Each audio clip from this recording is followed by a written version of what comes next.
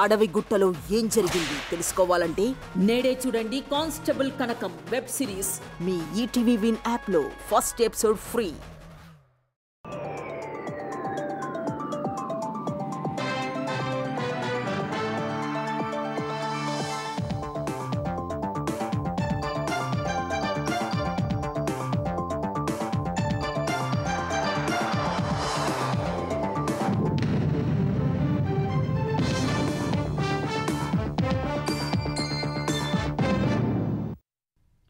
నమస్కారం, ETV news కి స్వాగతం. ముందుగా ముఖ్యాంశాలు. రిజర్వేషన్లపై 50% పరిమితి ఎత్తివేయాలని తెలంగాణ కేబినెట్ నిర్ణయం. రేపు అసెంబ్లీ ముందుకు చట్ట సవరణ బిల్లు. జీవో ద్వారా బీసీలకు స్థానిక సంస్థల్లో 42% రిజర్వేషన్లు. మంత్రివర్గం తీర్మానం ఉభయ సభల ఆమోదం తర్వాత జారీ.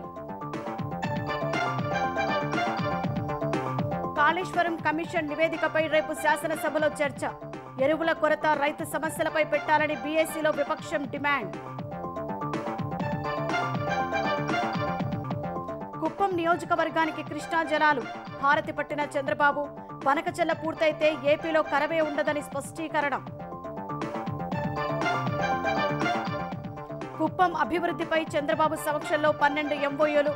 3,908 కోట్ల పెట్టుబడులతో 15,000 మందికి ఉపాధి లభిస్తుందని వెల్లడి. విశాఖలో సేనతో సేనాని సభ. కోపతాపాలతో కూటమికి నష్టం చేయొద్దన్న పవన్. దసరా తర్వాత పార్టీ బలోపేతానికి త్రిశూల్ కార్యక్రమం. ఎస్సీఓ సదస్సులో పాల్గొనేందుకు చైనా చేరుకున్న మోదీ. సంబంధాల బలోపేతమే లక్ష్యంగా రేపు జిన్పింగ్తో ద్వైపాక్షిక చర్చలు. జమ్మూ కాశ్మీర్లో మరోసారి మేఘ విస్ఫోటం. 11 మంది మృతి, పదుల సంఖ్యలో ఇళ్లు ధ్వంసం. ముమ్మరంగా సహాయ చర్యలు.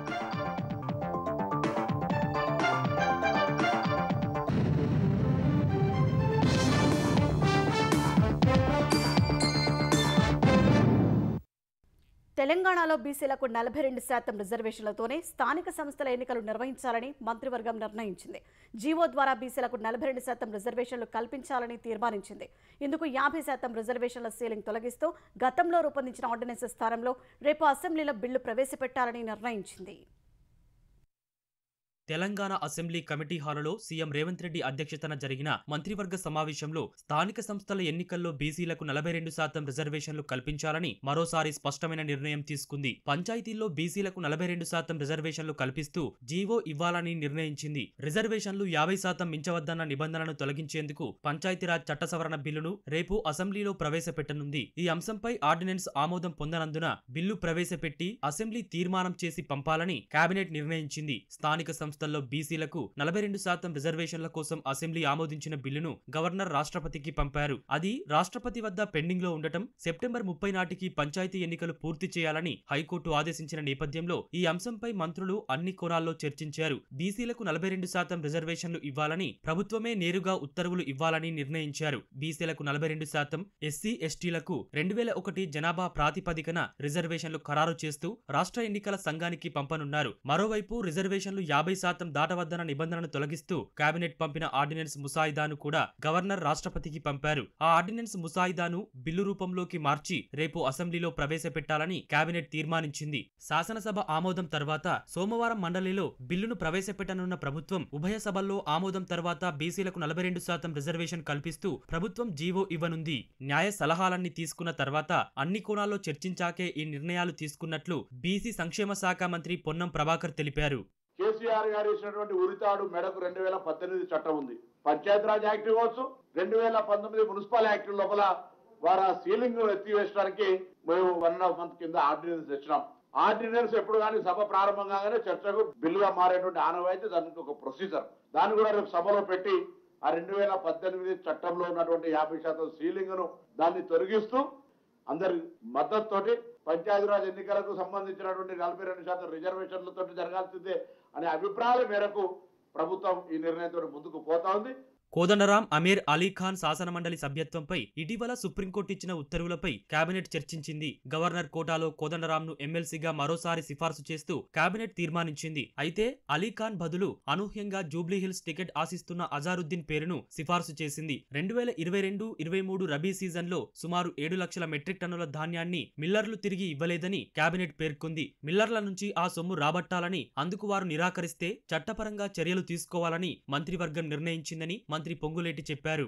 సుమారు 7 లక్షల మెట్రిక్ టన్నుల ధాన్యం 2022-23 సంవత్సరంలో మిల్లర్లకు ఇచ్చిన ధాన్యం రికవరీ కాలేదు.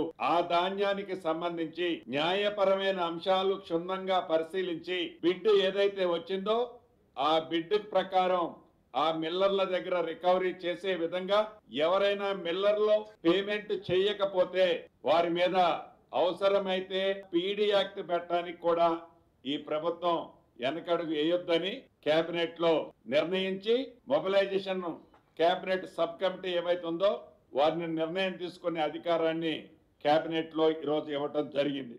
ఇటీవల భారీ వర్షాలు, వరదల వల్ల జరిగిన నష్టంపైన కేబినెట్ చర్చించింది. నష్టం అంచనాల పూర్తి వివరాలు తెప్పించుకుని ఎల్లుండి ప్రత్యేకంగా చర్చించాలని నిర్ణయించింది. వాతావరణం, వర్షం, వరదల ప్రభావాన్ని మరింత ఖచ్చితత్వంతో అంచనా వేసేందుకు అత్యాధునిక సాంకేతిక పరిజ్ఞానంతో కూడిన పరికరాలు, వ్యవస్థలను కొనుగోలు చేయాలని కేబినెట్ తీర్మానించింది. రాష్ట్రంలో గోశాల సంక్షేమ బోర్డు ఏర్పాటు చేయాలని నిర్ణయించింది. మత్స్య సహకార సంఘాల పాలక మండల పదవీకాలం ముగిసినందున పర్సన్ ఇన్ఛార్జిని నియమించాలని మంత్రివర్గం తీర్మానించింది. కాళేశ్వరం కమిషన్ నివేదికపై రేపు తెలంగాణ శాసనసభలో చర్చించనున్నారు. ఈ మేరకు బీఎస్సీ సమావేశంలో నిర్ణయించినట్లు మంత్రి శ్రీధర్ బాబు చెప్పారు.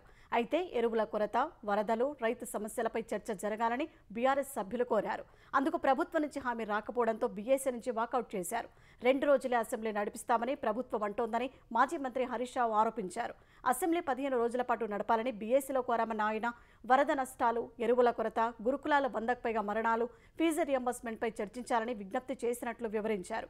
అయితే సభ ఎన్ని రోజులు జరపాలనే అంశంపై రేపు నిర్ణయం తీసుకుంటామన్న మంత్రి శ్రీధర్ బాబు అన్ని అంశాలపై చర్చ జరగాలంటే 4-5 రోజుల తర్వాత సభ నడుపుతామని చెప్పారు.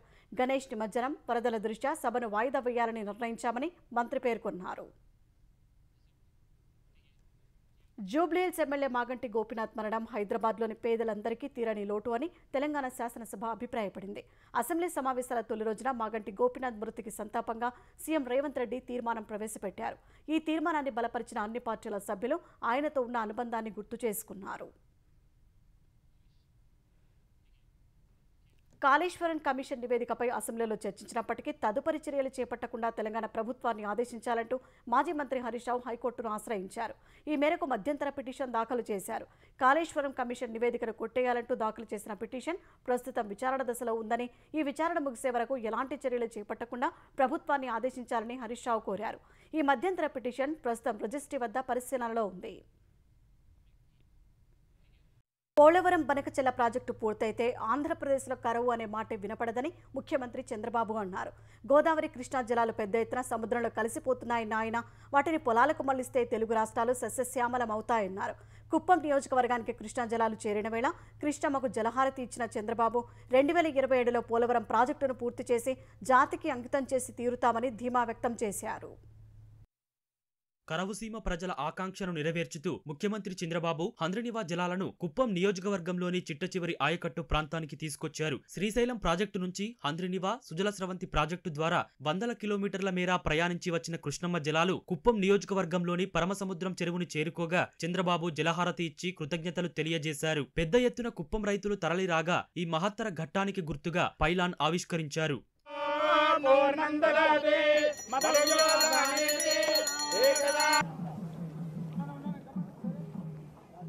కృష్ణమ్మ జలాలు తమ ప్రాంతంలో అడుగుపెట్టిన తరుణాన రైతులు సంబురాలు జరుపుకున్నారు. కుప్పం నియోజకవర్గ ప్రజలకు ముందే కృష్ణా పుష్కరాలు వచ్చాయని సీఎం చంద్రబాబు అన్నారు. ఎవరెన్ని అడ్డంకులు సృష్టించినా తన జల సంకల్పాన్ని దెబ్బతీయలేరని తేల్చి చెప్పారు. కృష్ణమ్మ తల్లిని కుప్పానికి తీసుకొచ్చినప్పుడు నాకుండే ఆనందం వర్ణనాతీతం. ఇది ఒక గొప్ప సంకల్పం నేడు నిజమైంది.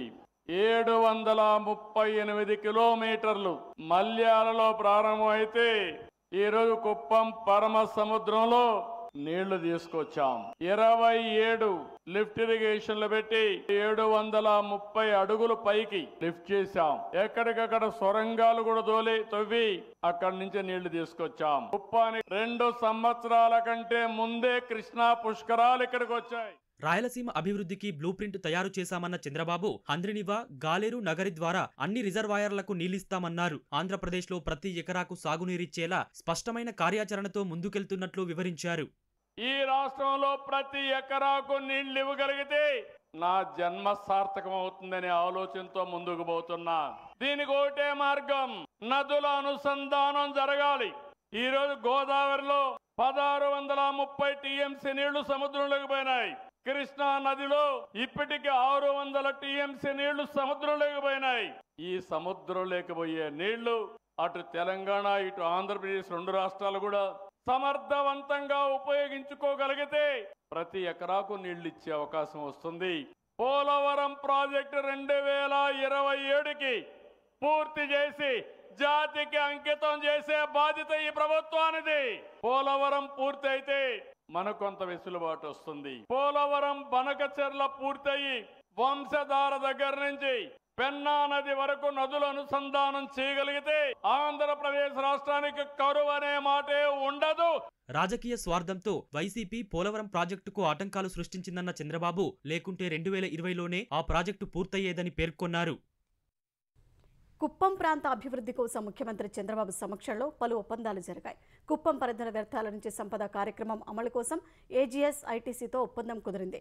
వ్యర్థాల సుస్థిర నిర్వహణపై ఇంటింటి ప్రచారం, పాఠశాలలో 15 ఏళ్ల పాటు అవగాహన కార్యక్రమాలు నిర్వహించేలా ఒప్పందం జరిగింది.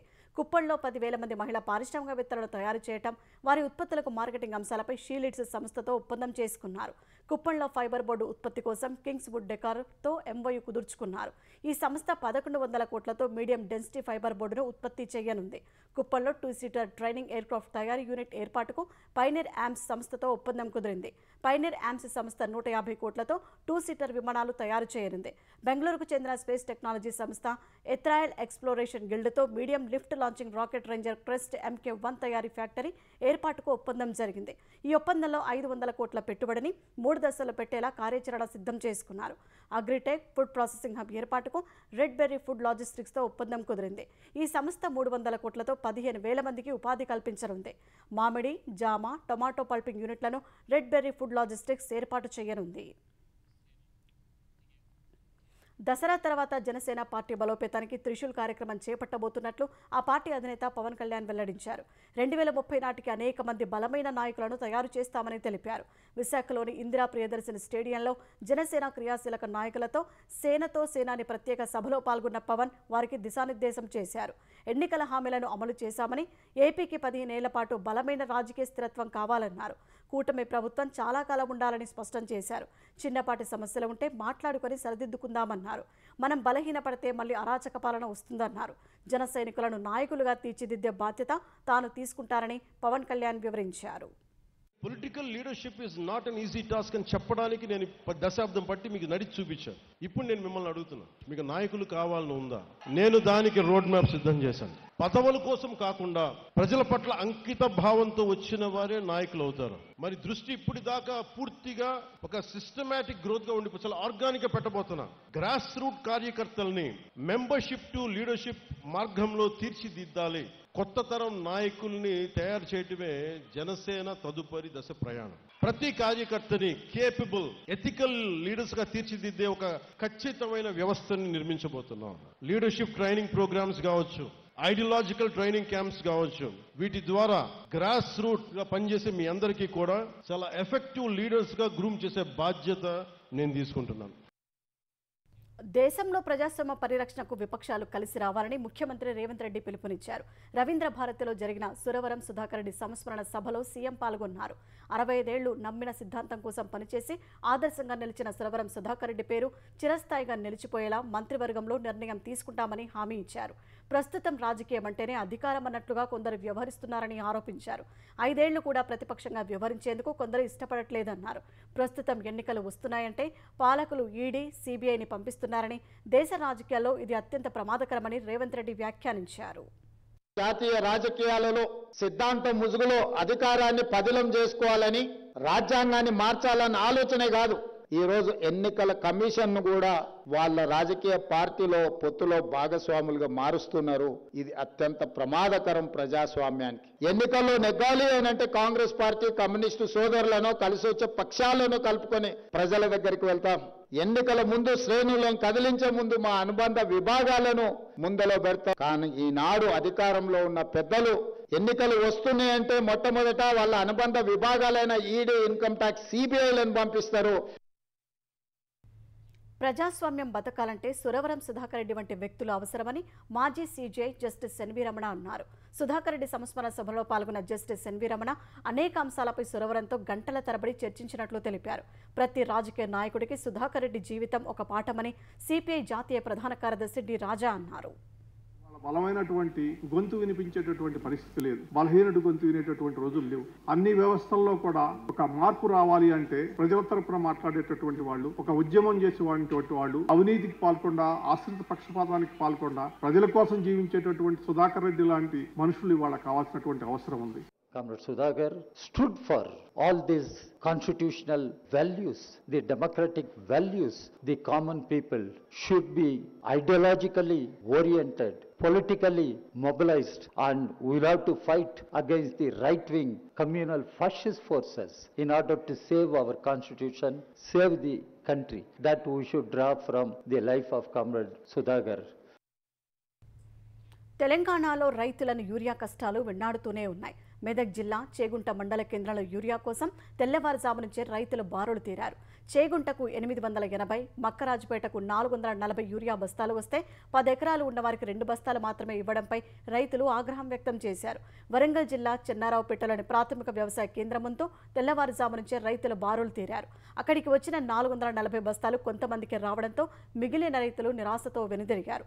అదును దాటకముందే యూరియా వేయాలని, వెంటనే ప్రభుత్వం యూరియా సరఫరాకు చర్యలు తీసుకోవాలని రైతులు కోరుతున్నారు. మహబూబాబాద్ జిల్లా నరసింహులపేటలోని ప్రభుత్వ ప్రాథమిక వ్యవసాయ సహకార సంఘం కార్యాలయానికి రైతులు పోటెత్తారు. చాలా రోజుల నుంచి నిరీక్షిస్తున్నప్పటికీ యూరియా పంపిణీ చేయడం లేదని ఆరోపిస్తూ అంబేద్కర్ కూడలిలో బైఠాయించి ధర్నా చేశారు. ఇది తెలుసుకున్న పోలీసులు అక్కడికి చేరుకుని రైతులతో మాట్లాడి ఆందోళన విరమింపజేశారు.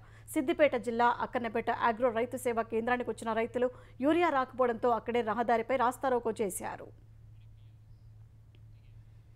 తెలంగాణలో యూరియా కొరతపై బీఆర్ఎస్ ఎమ్మెల్యేలు, ఎమ్మెల్సీలు హైదరాబాద్లోని వివిధ ప్రాంతాల్లో ఆందోళన చేశారు. అసెంబ్లీ సమావేశాలకు బయలుదేరే ముందు గన్ పార్క్ వద్ద ఖాళీ యూరియా సంచులు, ప్లకార్డులతో నిరసన తెలిపారు. సభ వాయిదా పడిన తర్వాత అసెంబ్లీ నుంచి వ్యవసాయ శాఖ కమిషనర్ కార్యాలయం వరకు ర్యాలీగా వెళ్లి కమిషనర్కు వినతి పత్రం ఇచ్చారు. యూరియా ఎప్పటిలోపు పంపిణీ చేస్తారో చెప్పాలని అడిగారు. అనంతరం వ్యవసాయ శాఖ కార్యాలయం ముందు బైఠాయించి నిరసన తెలిపారు. ఆందోళన చేస్తున్న బీఆర్ఎస్ ఎమ్మెల్యేలు, ఎమ్మెల్సీలను పోలీసులు అదుపులోకి తీసుకుని అసెంబ్లీకి తరలించగా గేట్ ముందు ఆందోళనకు దిగారు. పోలీసులు మరోసారి అక్కడి నుంచి తరలిస్తుండగా సచివాలయం వద్ద వాహనం దిగి గేట్ ముందు నిరసన తెలిపారు. నేతలందరినీ అరెస్టు చేసిన పోలీసులు వారిని తెలంగాణ భవన్ వద్దకు తీసుకెళ్లి వదిలిపెట్టారు. బీఆర్ఎస్ నేతల యూరియా ఆందోళన కార్యక్రమం ఒక కపట నాటకమని వ్యవసాయ శాఖ మంత్రి తుమ్మల నాగేశ్వరరావు ధ్వజమెత్తారు. యూరియా కొరతకు రాష్ట్ర ప్రభుత్వమా, కేంద్ర ప్రభుత్వం కారణమా మీకు తెలియదా అని ప్రశ్నించారు. యూరియా సరఫరా కేంద్రం పరిధిలో విషయమని, 10 ఏళ్ల మీ పాలనలో మీకు తెలియదా అని ఆక్షేపించారు.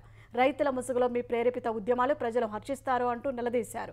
సచివాలయం, వ్యవసాయ శాఖ కమిషనరేట్ వద్ద చేపట్టిన బీఆర్ఎస్ ఆందోళనలపై ఘాటుగా స్పందించిన తుమ్మల అధికారం లేదనే అక్కస్తో రేవంత్ ప్రభుత్వాన్ని బదనాం చేయడానికి దిగజారుడు చేస్తున్నారని మండిపడ్డారు. స్వీయ రాజకీయ ప్రయోజనాల కోసం చేసే నాటకాలను రైతులు నమ్మే స్థితిలో లేరని తుమ్మల స్పష్టం చేశారు. కొన్ని రోజుల నుంచి కురిసిన భారీ వర్షాలకు గోదావరి, దాని ఉపనదులు ఉప్పొంగి ప్రవహిస్తున్నాయి. మంజీరా నదిపై ఉండే సింగూరు ప్రాజెక్టుకు 60,000 క్యూసెక్లకు పైగా వరద కొనసాగుతుండగా 58,000 పైగా క్యూసెక్కుల నీటిని దిగువకు వదులుతున్నారు. మంజీరా ఉధృతికి మెదక్ జిల్లాలోని ప్రసిద్ధ ఏడుపాయల పుణ్యక్షేత్రం వరుసగా 16వ రోజు జల దిగ్బంధంలోనే ఉంది. బాసర వద్ద గోదావరి ఉధృతికి ఆలయం వద్ద దుకాణాలు, లాడ్జీలను వరద చుట్టేసింది. శ్రీరామ్ సాగర్ ప్రాజెక్టుకు 4,90,000 క్యూసెక్కుల వరద వస్తుండగా 39 గేట్లు ఎత్తి 5,90,000 క్యూసెక్కులకు పైగా నీటిని దిగువకు వదులుతున్నారు. పెద్దపల్లి జిల్లాలోని శ్రీపాద ఎల్లంపల్లి ప్రాజెక్టుకు భారీగా వరద చేరుతోంది. మొత్తం 40 గేట్లు ఎత్తి 7,60,000 క్యూసెక్కుల నీటిని గోదావరిలోకి వదులుతున్నారు. ఎగువ నుంచి మేడిగట్టకు 9,89,000 క్యూసెక్కుల వరద వస్తుండగా మొత్తం నీటిని వదిలేస్తున్నారు. ఎగువ నుంచి వస్తున్న ప్రవాహంతో భద్రాచలం వద్ద గోదావరి నీటి మట్టం 47 అడుగులకు చేరింది. అధికారులు మొదటి ప్రమాద హెచ్చరిక జారీ చేశారు. దిగువన ధవళేశ్వరం బ్యారేజీ నుంచి 7,93,000 క్యూసెక్కుల నీటిని సముద్రంలోకి వదులుతున్నారు. నెల్లూరు రూరల్ ఎమ్మెల్యేని చంపితే డబ్బే డబ్బు అంటూ మాట్లాడుకున్న రౌడీ షీటర్లకు ఆ డబ్బు ఎవరు ఇస్తామన్నారో తేల్చాలని టీడీపీ శాసనసభ్యుడు కోటంరెడ్డి శ్రీధర్ రెడ్డి కోరారు. తనని చంపితే డబ్బే డబ్బు వస్తుందంటూ కొందరు రౌడీ షీటర్లు మాట్లాడుకున్న వీడియోను ఓ మిత్రుడు నిన్న తనకు పంపినట్టు కోటంరెడ్డి చెప్పారు. ఆ వీడియో నెల్లూరు ఎస్పీ కృష్ణకాంత్కు ముందే వచ్చినట్టు తెలిసిందన్న ఎమ్మెల్యే అందుకు సంబంధించి ముందే తనను ఎందుకు అలర్ట్ చేయలేదని ప్రశ్నించారు. ఈ హత్య ప్లాన్ వీడియో చూసిన తర్వాత తనకు అండగా ఉన్న వారందరికీ ధన్యవాదాలు తెలిపిన కోటంరెడ్డి ఇలాంటి బెదిరింపులకు భయపడే ప్రసక్తే లేదన్నారు. ఈ హత్య ప్రణాళిక బయటకు రాగానే వైసీపీ నేతలు గుమ్మడికాయ దొంగలంటే భుజాలు తడుముకున్న చందంగా ఎందుకు తప్పుడు ప్రచారం చేస్తున్నారని కోటంరెడ్డి ప్రశ్నించారు. రేపటి నుంచి జరిగే షాంఘై సహకార సంస్థ SCO శిఖరాగ్ర సదస్సులో పాల్గొనేందుకు ప్రధాని నరేంద్ర మోదీ చైనా చేరుకున్నారు. జపాన్ పర్యటన ముగించుకుని నేరుగా SCO సదస్సు జరిగే తియాన్జిన్ నగరానికి ప్రధాని చేరుకున్నారు. దాదాపు 7 ఏళ్ల తర్వాత చైనాలో అడుగుపెట్టిన మోదీకి ఘన స్వాగతం లభించింది. విమానాశ్రయం నుంచి హోటల్కు చేరుకున్న ప్రధానికి ప్రవాస భారతీయులు సాదర స్వాగతం పలికారు. చైనాలో 2 రోజుల పాటు పర్యటించనున్న ప్రధాని SCO సదస్సులో పాల్గొంటారు. రేపు చైనా అధ్యక్షుడు జిన్పింగ్తో భేటీ కానున్న ఆయన ఇరు దేశాల ఆర్థిక, ద్వైపాక్షిక సంబంధాలపై చర్చలు జరపనున్నారు. రష్యా అధినేత పుతిన్ సహా సదస్సుకు హాజరయ్యే ఇతర దేశాల నేతలతోనూ మోదీ సమావేశం కానున్నారు. ప్రధాని మోదీ జపాన్ ప్రధాని షిగెరు ఇషిబాతో కలిసి బుల్లెట్ రైలులో ప్రయాణించారు. ఇరు దేశాల స్నేహబంధానికి గుర్తుగా మోదీతో కలిసి బుల్లెట్ రైలులో ప్రయాణిస్తారని అంతకుముందు ఇషిబా పోస్ట్ చేశారు. టోక్యో నుంచి ఇద్దరు నేతలు షింకన్సెన్ బుల్లెట్ రైలులో మియాగే ప్రిఫెక్చర్లోని సెండై నగరానికి వెళ్లారు. రైలులో ఏ అంశాలపై చర్చించారో అధికారికంగా తెలియాల్సి ఉంది. అయితే ముంబై అహ్మదాబాద్ హైస్పీడ్ రైలు ప్రాజెక్ట్ తర్వాతి తరం E10 షింకన్సెన్ బుల్లెట్ రైళ్ల తయారీపై చర్చించి ఉంటారని జాతీయ మీడియా తెలిపింది. అనంతరం సెండైలో ప్రముఖ సెమీకండక్టర్ ఉత్పత్తి సామగ్రి తయారీ సంస్థ టోక్యో ఎలక్ట్రాన్ సెమీకండక్టర్ ప్లాంట్ను ఇషిబాతో కలిసి సందర్శించారు. అక్కడి ట్రైనింగ్ రూమ్, ప్రొడక్షన్, ఇన్నోవేషన్ ల్యాబ్లను పరిశీలించారు. భారత్ జపాన్ సహకారంలో ఎలక్ట్రాన్ సెమీకండక్టర్ ఫ్యాక్టరీకి కీలక భాగస్వామ్యం ఉందని చెప్పారు.